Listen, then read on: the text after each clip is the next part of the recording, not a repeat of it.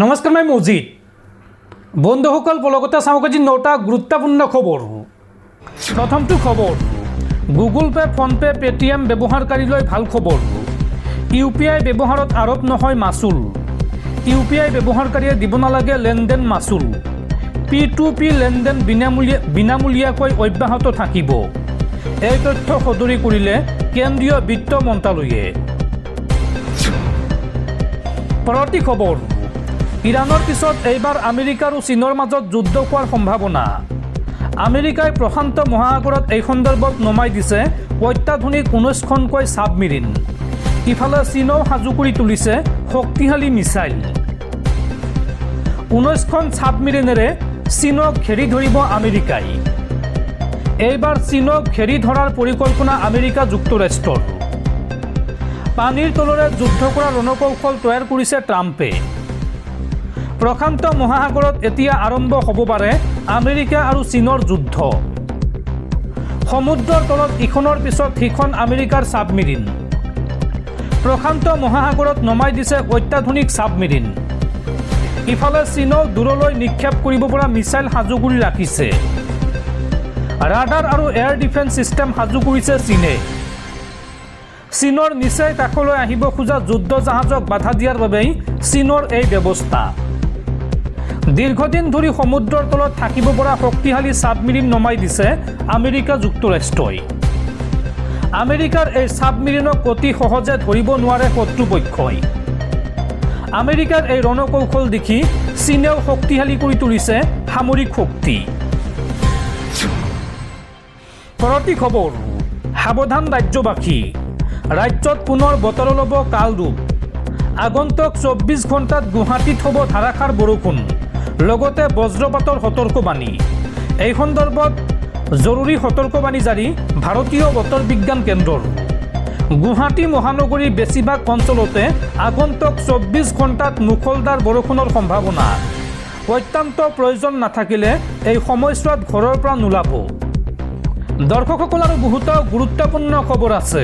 তাৰ আগতে আপোনাক জনাওঁ যে যদি আপুনি এতিয়ালৈকে এইটো ভিডিঅ'ত লাইক কৰা নাই তেন্তে এতিয়াই ভিডিঅ'টোত লাইক কৰি দিয়ক। আৰু এনেকুৱা ধৰণৰ ভিডিঅ'সমূহ নিতৌ চাবলৈ চেনেলটো ছাবস্ক্ৰাইব কৰি কাষত থকা বেল আইকনটো প্ৰেছ কৰি ৰাখক। পৰৱৰ্তী খবৰ, অৰুণোদয় আঁচনিৰ লাখ লাখ হিতাধিকাৰীলৈ জৰুৰী খবৰ। অৰুণোদয় আঁচনিৰ হিতাধিকাৰীসকলে বেংক একাউণ্টৰ লগত আধাৰ কাৰ্ড লিংক কৰাটো বাধ্যতামূলক।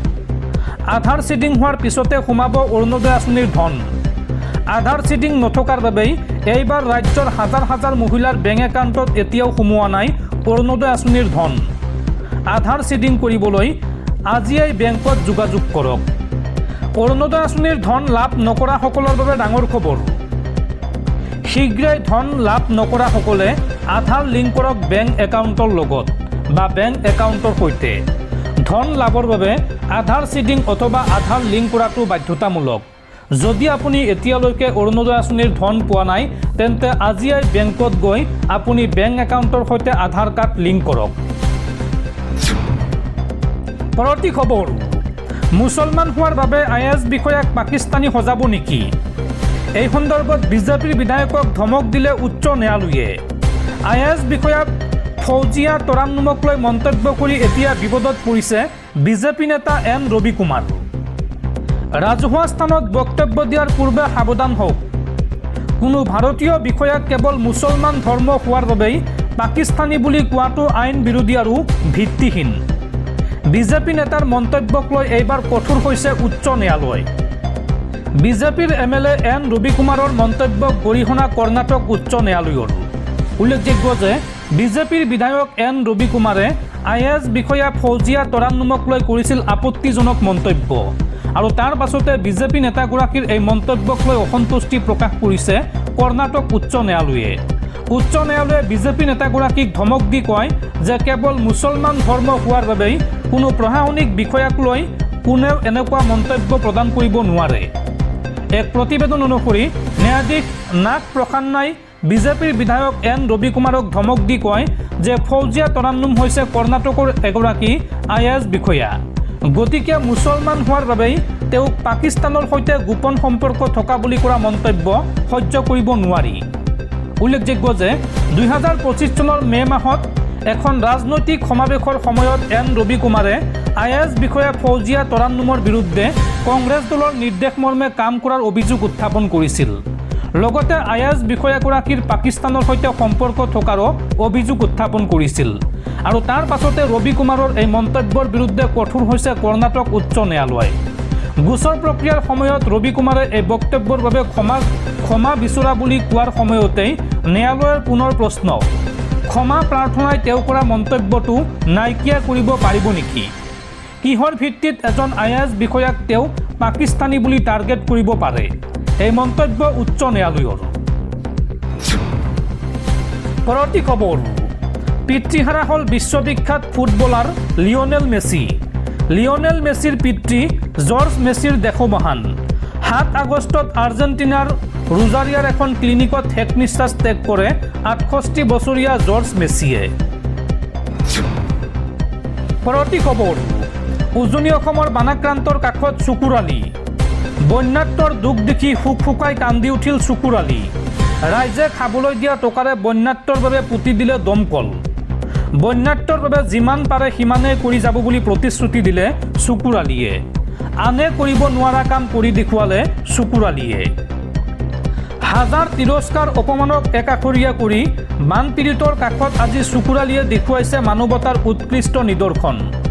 এটুপি বিশুদ্ধ খোৱাপানীৰ বাবে হাহাকাৰ কৰি থকা বানাক্ৰান্তৰ মুখত হাঁহি বিৰিঙাবলৈ দিনে নিশাই শ্ৰমদান কৰিছে চুকুৰালি আৰু তেওঁৰ সহযোগীসকলে। দমকল নিৰ্মাণৰ পৰা আৰম্ভ কৰি বানৰ পানী শুকোৱাৰ পিছত ঘৰৰ ভিতৰৰ পলস পৰিষ্কাৰ কৰালৈকে সেৱাৰ কামত ব্যস্ত হৈ আছে চুকুৰালি আৰু তেওঁৰ সৈতে যোৱা যুৱকৰ এটা দল।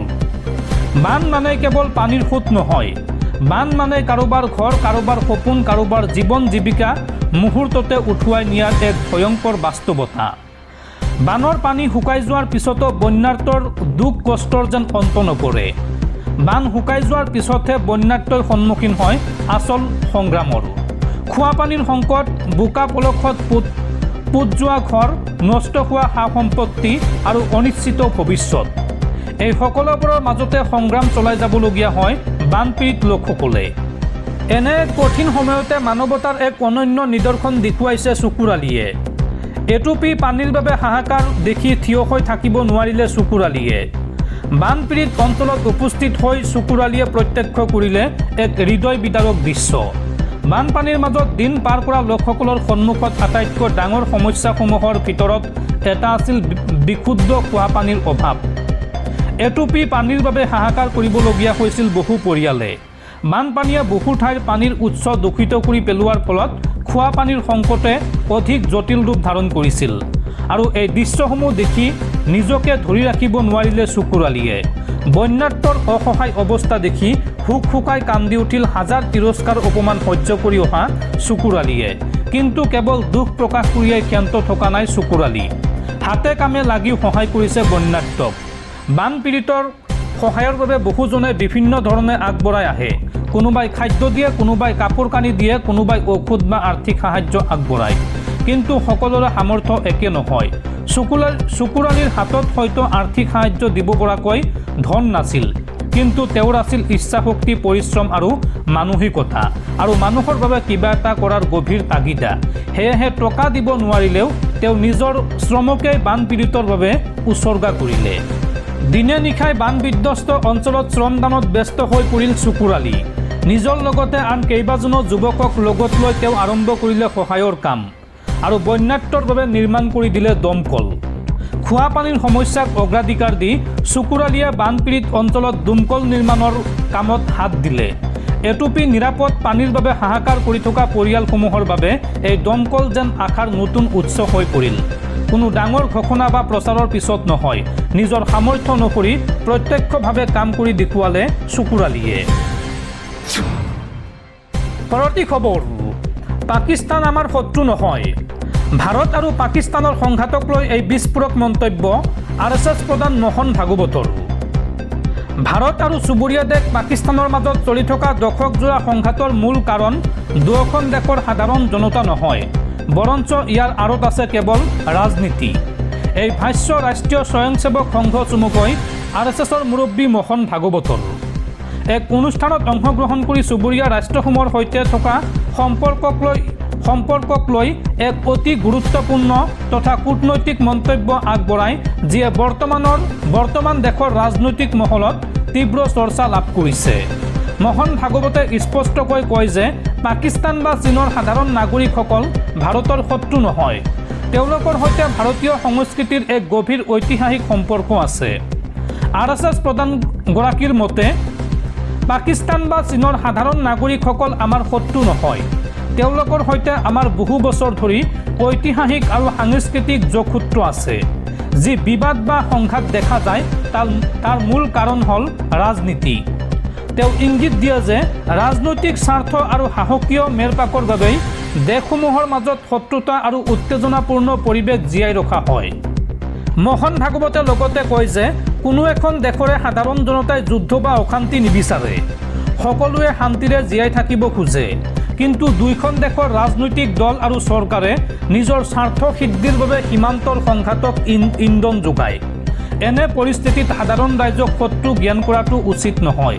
ভাৰতৰ বসুদ্ধ কুটুম্ব কম সমগ্ৰ পৃথিৱীখনে এটা পৰিয়াল। এই নীতিৰ কথা উল্লেখ কৰি তেওঁ কয় যে ভাৰতে সদায় চুবুৰীয়া দেশসমূহৰ সৈতে শান্তি আৰু ভাতৃত্ববোধৰ সম্পৰ্ক জীয়াই ৰাখিব বিচাৰে। ৰাষ্ট্ৰীয় স্বয়ংসেৱক সংঘৰ দৰে এটা হিন্দুত্ববাদী সংগঠনৰ মুৰব্বীৰ মুখত পাকিস্তান আৰু চীনৰ নাগৰিকৰ প্ৰতি এনে উদাৰ মন্তব্যই এতিয়া বিশেষ তাৎপৰ্য বহন কৰিছে। সাধাৰণতে পাকিস্তান আৰু চীনক লৈ দেশৰ ৰাজনীতি গৰম হৈ থকাৰ সময়তে মোহন ভাগৱতৰ এই শান্তিপূৰ্ণ আৰু মানৱীয় দৃষ্টিভংগীয়ে এক নতুন বাৰ্তা প্ৰেৰণ কৰিছে। এই মন্তব্যৰ পিছতেই এতিয়া বিভিন্ন মহলত আৰম্ভ হৈছে আলোচনা।